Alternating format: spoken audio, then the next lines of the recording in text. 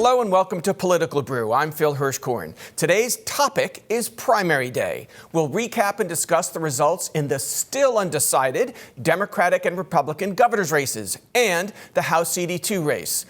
Also, we'll look at the newly official U.S. Senate race, Platner versus Collins. My guests are Betsy, a Democrat and longtime people's lobbyist in the State House and past candidate for governor and senator herself, and Bruno, a Republican, former state legislator and House Minority Leader. Thank you both for being here. Thanks for having us. A year of campaigning for 5 Democratic candidates for governor is over. With close to 100% of first-round votes reported, former Maine CDC Director Nirav Shah led with 27% of first-choice votes, 8,000 votes behind former Maine House Speaker Janet Mills-Aide and Congresswoman's daughter Hannah Pingree with 23%. Former Maine Senate President and logger Troy Jackson, followed by Secretary of State Shenna Bellows, both around 21%. Shenna 800 votes behind Troy.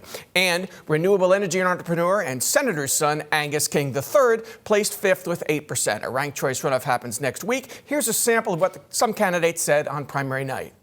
Well, it will be up to the next governor to create a firewall, to stand up for our health, our safety, and our rights. A firewall between the whims of Donald Trump and the well-being of Mainers. A firewall that protects a woman's right to choose, a family's right to health care, a child's right to an education, and a worker's right to a fair wage. Mainers do truly want a governor who will deliver on the issues that matter, and people are struggling right now. With the cost of housing, with the cost of health care, child care, energy, property taxes. You all know these things. I have spent nearly 25 years in public service, working across the aisle, working with so many people in this room, making good things happen for Maine people. Government's not working for everyday people, and that's what this is about, changing it so that we have a voice, and that's what I've always been fighting for people that feel like they've been left behind, and we have been, and that's why I want to do this, so that we can have a government that works for everyone finally. Well, the reason that I ran for governor was because this moment calls for standing up to Trump, protecting democracy, but also taking care of our friends and neighbors, delivering an economic New Deal for Maine to make Maine affordable for every Mainer. Well, Betsy, for those that weren't paying attention, that was a good minute 15 recap of the stump speeches, Cliff Notes version. What's your take on where we are? There are 4 candidates really bunched together. I think it's really amazing how tight that top 4 are. I think it's interesting that Angus was so far behind. It tells you a lot about, I think, where people are and the anger that people have at the system and wanting to make a change. I think where it plays out is everybody's number 2 votes. And sometimes maybe they're number 3 votes. And that's going to be, it's a really important lesson for all of us about ranked choice voting, that number 2 vote really matters. So the polling shows that Angus's votes go largely to Shaw, but those aren't enough to get him over the 50% threshold. So then if it's Shenna or if it's Troy who drops out, then where do those, where do those second choice votes go? They could easily, if it's Shenna, they could go to Troy. If it's Troy, they could go to Shenna. Some of them could go to Shaw, some could go to Pingree. I think Shenna to Pingree is another avenue that works. So I think whoever that person is going to come up to 3rd. And if they're still not at 50%, then I think those votes go largely to Hannah. So I think then Hannah comes out. I think there are some that will go to Shaw. The question is Shaw gets over 50% in the 2nd round or the 3rd round, then he will hold on to it. If it doesn't, then I think it's Hannah or Troy or Shenna. Before I go to Joe, who's the most electable in your view of those 4? In the general election? Of those 4 Democrats, yeah. I think any one of them is more electable than what we see are happening on the Republican side. Okay, we'll save that thought for later. Suspense. I haven't spoken. Suspense. I know, that's what I said. I said, well, wait, I'll let you give you your turn. What's your take on this final 4, if you will? Because Angus is going to be discarded first as we grab his second choice votes. Yeah, are Shaw and Pingree more moderate or palatable to Republicans than I think Shaw is the most moderate of them all. But when I sit there and listen to them, all I hear is Donald Trump and how bad it is in the state of Maine. And I sit there and go, you have controlled the legislature for how many of the last 50 years? Something like 48 of the last 50 years. Mm-hmm. You have controlled the legislature, and you're blaming Donald Trump now for how bad it is in Maine? Why don't you look at yourself at some point and look what you have done to the business climate? Look what you have done to property taxes. Look at what you have done to education in the state of Maine. They don't look internally at what they could change. They were part of the problem. You know, Troy Jackson, Hannah Pingree, Shenna Bellows, they're all part of that problem. And so it bothers me when they sit there and try to blame Trump and then say, but look at the problems we have in Maine. Nobody can afford their property taxes. Donald Trump has nothing to do with property taxes. But LePage has a lot to do with it. What? I mean, I just dealt think, with a Democratic legislature. Well, but he's a Republican governor, and so I think that, I just think that, and I think if you listen beyond the headlines, all of them have very specific proposals of what they would do differently. Well, so I just think we need to pay attention to beyond the headlines. When did property taxes become the biggest problem? In the last 8 years. That's when. Under Governor Janet Mills, Under Governor Janet Mills. Mm-hmm. Well, I think when we stopped doing revenue sharing and we cut it back under LePage is when... She just raised revenue sharing back up to 5.1%. I know, to try and help with property taxes. She gave 55% of education funding. To try and help with property taxes. And nothing has helped. How about a different solution? We don't see that from Democrats. They do the same old all the time. Talking about Trump might have been effective in a Democratic primary, but as Joe is saying, maybe they are blaming him for certain economic conditions, Iran war, gas prices. But I think what they're really talking about are federal policies like on Medicaid and other things where Trump has intervened into state affairs. Right. And that but is it still an effective talking point going forward? Well, I think yes, because the state is left holding the bag, right? So when Medicaid gets cut after November, which is when it's going to happen, and we're going to see tens of thousands of people with no health care, we are going to have to be holding the bag, saying, do we pay for this? Do we figure out how to keep those people on health care because of what the federal government has done? And it's going to land directly in our hands. I think more and more we're seeing the federal government pass off not only policy responsibility, but economic responsibility to the states. And we don't have very many tools at our disposal in a balanced budget to figure out how to make that work. And I think that that's going to, so that's why Trump matters in a gubernatorial election. Well, okay, when we come back, we're going to shift gears and talk about the Republican governor's race. Can Bobby Charles hold on?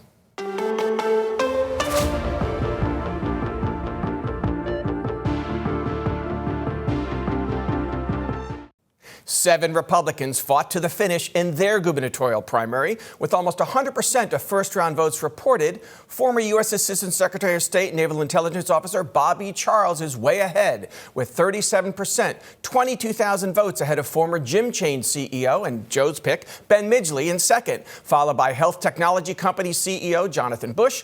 Both Midgley and Bush around 20%. Former State Senate Majority Leader Garrett Mason received 11%, entrepreneur Owen McCarthy 4%, realtor David Jones 3%, and former Walmart store manager Robert Wessels under 3%. Here's a sample of what the leaders told us on primary night.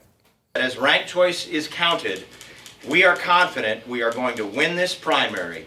We are ready, and Maine is ready. Maine Republicans should be proud of the bench we have and of the campaigns that were run. Now is the time to unite because, in a phrase, we have work to do. Built a big company, created 15,000 jobs, so know how to build an economic future for people in the state. We've looked deeply at every challenge we have in the state. Everything is fixable. We've just had a lot of bad decisions that have put people in a bad spot, and it's time we turn it around. I do think that the vast majority of Maine Republicans want an outsider. And I think they want a CEO. And there's more than one of those. But my sense is that you'll see a lot of those CEO outsiders at the top of the ballot. Well, Joe, Jonathan Bush is sort of half right. Yeah. I mean, Bobby Charles isn't really the CEO candidate. Bush was, Midgley was. What's your take on the results so far? I don't think it's over by a long shot. I don't think people who voted for Bobby Charles voted for a second choice. And I don't think there are a lot of people who voted for Midgley, Bush, Mason, who voted for Bobby Charles in second place. So I think it's going to tighten up after the first, second, and probably the third ranked choice voting eliminations. And then I think you're going to see it tighten up. I think there might even be 5 rounds I think it's possible. of ranked choice voting. Mm-hmm. And I think Ben Midgley is going to come out on top eventually. What do you think, Betsy? Well, I mean, I think they do have a lot. There's a lot of gap to make up there. Bobby Charles is way ahead, which tells us a little bit about where, at least primary voting Republicans are in terms of their politics. Because his politics are far to the right of everybody else, I think, running, except maybe some of the guys at the bottom. But anyway, so I think that's where that is. But I think one of the most important things we have to look at is the number of the Republicans that turned out for this primary. It was almost half of the number of Democrats that turned out. And I think part of that is I think that speaks to how excited and fired up Democrats are to be engaged and involved. Now, I know we had a Senate race at the top of the ballot, maybe that explains 10%. Maybe if you're, being generous, it's 20%. It doesn't explain almost double the number of people that come out. So I think that's going to be something to pay attention to, because I think Republicans are more conflicted about what's going on in their own party than I think Democrats are. But it's a typical turnout for Republicans. When you look back over how many Republicans usually vote in the primary, it's anywhere from 100 to 120, 130,000. I think in 2018 it was 102,000, something like that. So this is not, atypical. No. But yes, is there more enthusiasm on the Democratic side than the Republican side? Absolutely. I think they went gaga over Plattner and they just got out there and voted. But I think when you look at the Republican field, if Bobby Charles becomes our nominee, we will do exactly what Republicans do all the time and shoot ourselves in the foot and put up a nominee who can't win in November. That's why I'm really hoping for Midgeley Bush to come out from the pack and be our nominee. We would have a much better shot of winning governorship. So following Betsy's point, Shaw, Pingree, and almost Jackson alone individually got more votes than Bobby Charles in the first round. Right. Yeah. But that's just how many people voted in the primary. Republicans don't vote in primaries for some reason. They like to complain about it, but they don't get out there and vote. So that's typical Republican behavior. And until we change that behavior, we're going to always end up with a candidate like Bobby Charles. And, he doesn't appeal to the masses. This is probably the Republican more Democrats wanted to run against. You must be smiling on the inside, right? Oh yeah. I agree. Unfortunately, I think that what Bobby Charles says, all the things he said about Somalians and people who are living in the state, I think just his speech is damaging and hurtful to people, whether or not he wins. I think he's a much easier candidate to beat on that side, because I think you're right. He's way outside the mainstream of Maine, and he's outside the mainstream even of Trump. So I think that he's a much easier candidate to beat. But I think all of them are they're going to be on the tails of Donald Trump, whether they like it or not, whether it makes any sense or not. And I think it's going to be a very tough year for Republicans. Joe, what about Charlie? He's got a good resume. Worked in the Reagan White House, both Bush administrations. He's a good communicator. There's some reports out there about when he was an administrator and didn't do a very good job. So that's all going to come out, just like there's other stuff that's coming out about a lot of other candidates. But he would not be. He represents a small faction of the Republican Party right now. Maine has always been a fairly moderate to conservative party in Maine, and I think it's going to be a problem if he's our candidate. Well, and I also think both of these races, Democratic side and Republican side, speak to the importance of ranked choice voting. Because in either case, if we didn't have ranked choice voting, we would have a Republican candidate that represented 30% of the Republicans and a Democratic candidate who represented 27%.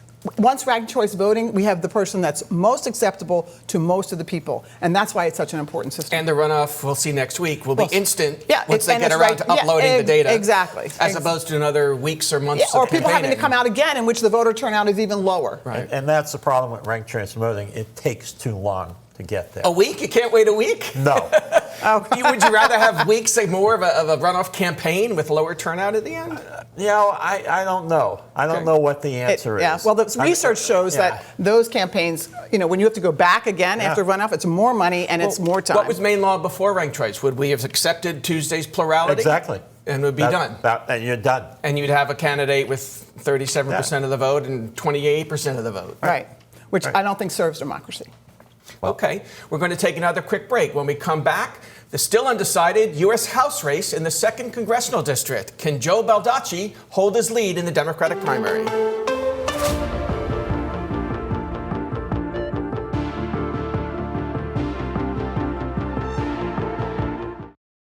In the 1st Congressional District Republican primary, retired career Army officer and defense contractor Ron Russell again won the primary with nearly 50% of the vote, beating sales consultant Josh Petrowitz, 45 years his junior. He received 46%. Now this November, Russell will face Democrat Shelley Pingree, who's seeking her 10th U.S. House term. She easily defeated Russell 2 years ago.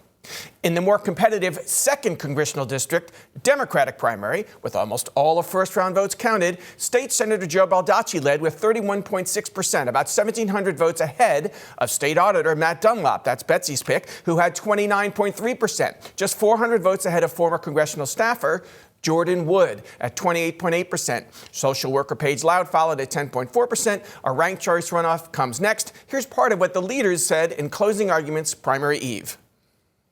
I have a record of supporting Maine families, jobs, health care, education, the environment, that none of the other candidates have. What I'm standing for is what I've heard from them. And what I've heard from folks is they're very concerned about the state of our democracy, the cost of living, the cost of health care is the number one thing I hear about, the affordability crisis generally speaking. I view the job I'm running for very simply. It is to go to Washington and serve in Congress, but just to serve and represent you. What is best for your families, what is best for our districts, and to earn back your trust in that work. Well, that's your takeaway. 3 candidates very closely bunched together. Again, very bunched together. And I think, interestingly, Paige Loud, who came in, got actually a pretty respectable 10% for somebody with no, didn't have money, didn't have the backing of anybody, jumped in as a 27-year-old. Her votes, I think, are going to decide this race. And I think, most of her votes, she's most closely aligned with Matt Dunlap. So when she drops out, they might be a little bit divided between Jordan Wood and Matt Dunlap. I can't see hardly any going to Joe Baldacci. So then that puts them above Joe Baldacci. If it does. If it does. Then that would be an upset because Joe is sort of seen as the favorite, the establishment. Certainly by the establishment. Yeah. I don't know if and on the ground he's the favorite, but he's certainly in the establishment. So then Jordan Wood is the next one who to drop out, and where do his votes go? And again, I think Joe Baldacci and the Washington consultants brought him out as a negative campaigner, as going negative, which in a ranked choice voting thing doesn't help you. People hate it, and so I don't think many of Jordan Wood's votes go to Baldacci, and then I think that puts Matt Dunlap on top. So I mean, again, I think the important thing is how important Paige Loud's votes are going to be. Remember when Jared Golden won? He won twice based on the votes of independent Tiffany Bond. Right. So we have to just I want voters to start taking their rankings beyond number 1 very seriously. What do you think? I mean, Baldacci and Dunlap from Augusta. Sure. Maybe Jordan Wood overperformed to certain people's expectations. He not did his in own. my mind. Yeah. I had him, way back, but he did much better than I thought. My sense is it's still Baldacci's, but I understand Betsy's explanation because Paige Loud is ultra-liberal, Jordan Wood, ultra-liberal. So they're probably going to go to Matt Dunlap, and Matt has a chance. And, for me as a Republican, I still see Paula Page winning that contest. Because of the demographics of the CD2. Demographics and how red that district Trump is. winning it the last 3 elections. But you have to remember that Hollowell, my town, the most liberal town in Maine, voting town, is now in the 2nd CD. So people like to forget that. But there's not that many votes. I know. To make a difference. But it's changed. The demographics have changed a lot. So any of the top 3 you think would match up well against LePage? I know you favor Dunlap. I think any of the top 3 will. I mean, I think that Paula Page is going to have a rough time. Again, I know you don't like this, Joe, but it's true that they're all going to be running with the specter of Donald Trump. So if Donald Trump is quiet and, not doing anything outlandish or stupid or, whatever, then he has a better chance. If he continues to make mistakes and saying every 2 days that we're going to end the war in Iran, well, it continues to go on. If gas prices continue to go up, if inflation continues to go up, if his approval rating continues to go down, I think Paul LePage, who has said, I was Trump before Trump, he has closely allied himself with that. I think he has a harder time. I also think, having actually exited the state the minute he lost, lived in Florida, and then only come back to run, I think there's some people who are like, you know what, buddy? If you're going to be a Mainer, you got to stay here. So he did that in 2022 when he came back to challenge Governor Mills, lost by 13%, but carried the 2nd CD. He's done it again. Matt Dunlap certainly made an issue of this during the campaign, that he's lived mostly in Florida the last 7 or 8 years. You can run against Trump all you want in that 2nd district. He's won it 3 times. Just remember that. What about that issue about residency? Does that not work because LePage grew up here and was governor and all that? Doesn't stick? Doesn't stick as far as I'm concerned. But look, Shaw's only lived here, 5-ish years? Right, no, he has the same problem. Minimally qualified to be governor for a 5-year residency. He has the same issue. I think they have the same issue, I think. Yeah. Yeah. What do you think will be the biggest line of attack for whoever wins a Democratic nomination? I think affordability is going to be number one, and I think a woman's right to choose is going to be number two. And I think it's going to be all have a blanket over it, based on what the U.S. Senate race is going to get national, international attention. So there'll be a lot of the issues that define that race will trickle down to the second CD. And will LePage say we need to take back preserve the House Republican majority in Washington? Will Absolutely. that be his? It's all about keeping that majority in the Senate and in the House. Yeah. I think Collins and LePage are going to work well together up in that second CD and hold that for Republicans. Okay, we'll take another quick break. When we come back, the unstoppable U.S. Senate race, Plattner versus Collins.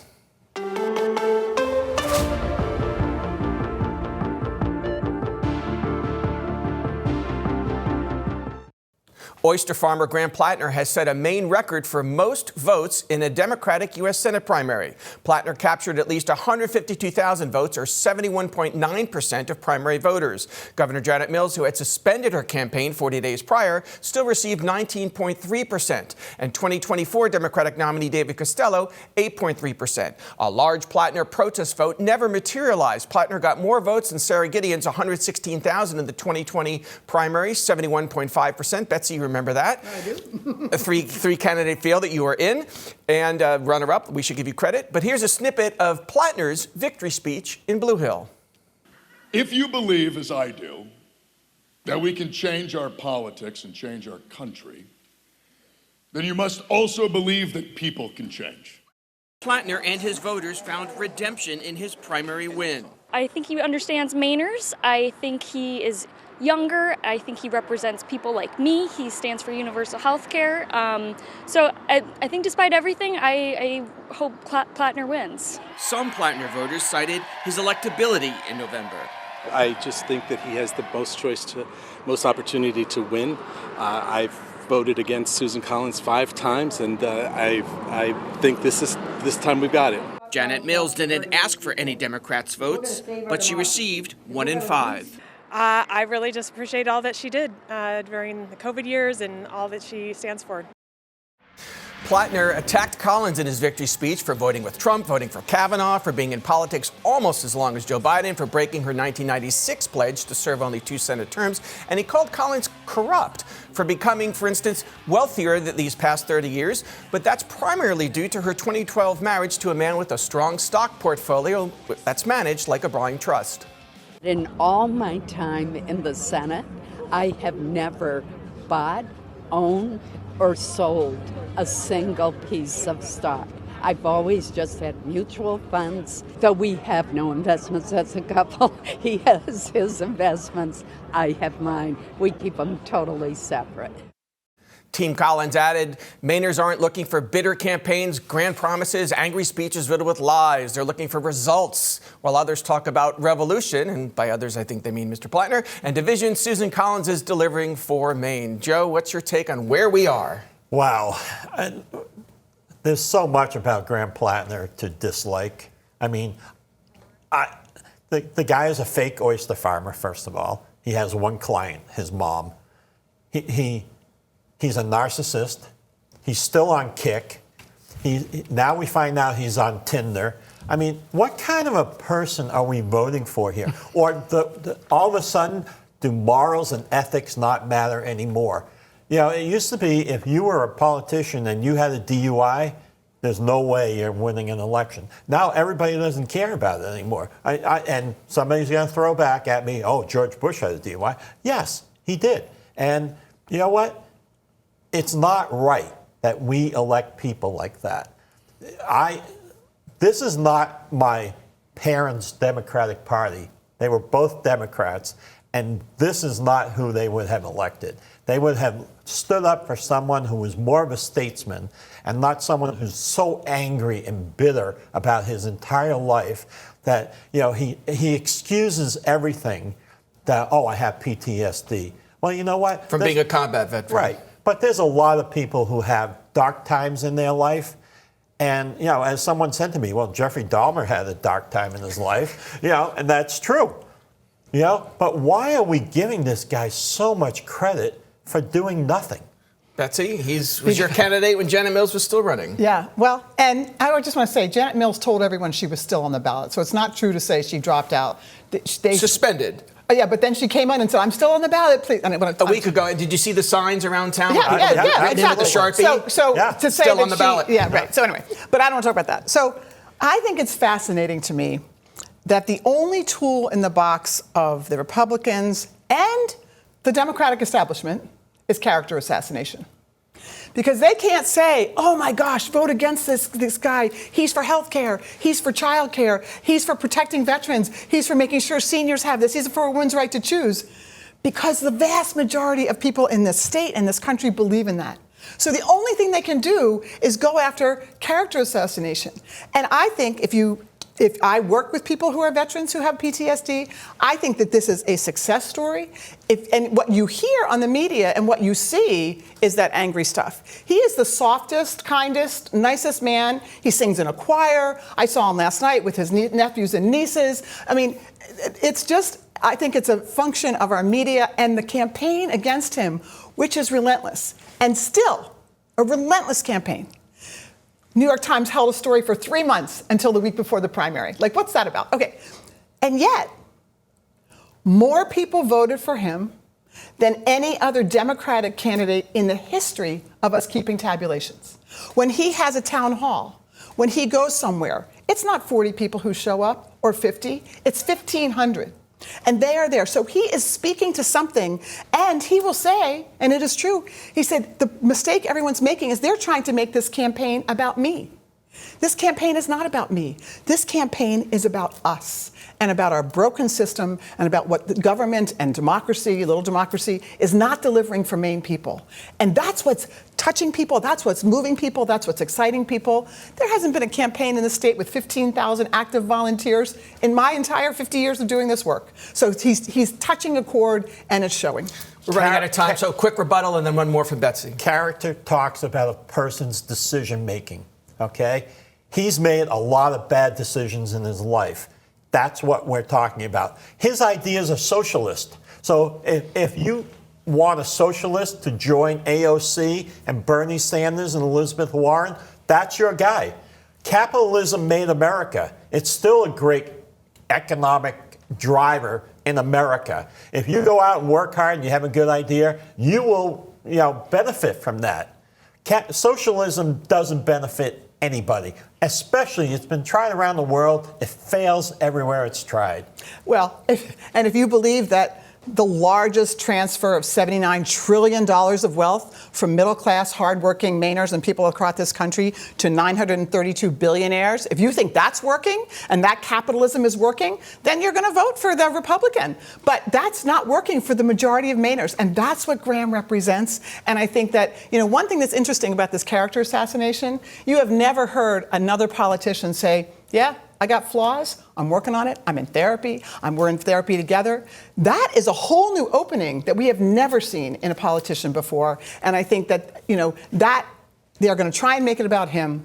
This campaign is about us and the hard times that we are in and the difficulty that's in. And we'll see what happens. But I think everyone's going to be surprised, just like they have been surprised at every step along the way about this guy. Great. We're out of time. Betsy Sweet, Joe Bruno, thank you for being our guests this week on this edition of Political Brew. And thank you all for watching.